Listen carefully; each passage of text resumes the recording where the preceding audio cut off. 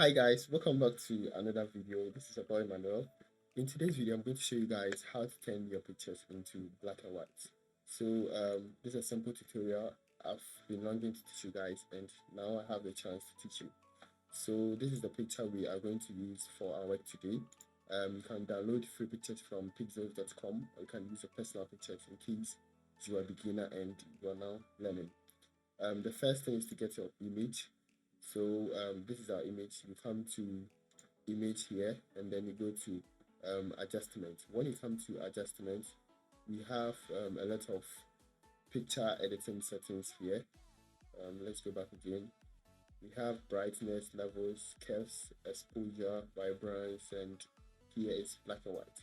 So you can first select black and white, or you can choose the saturated, which is not active for us for now.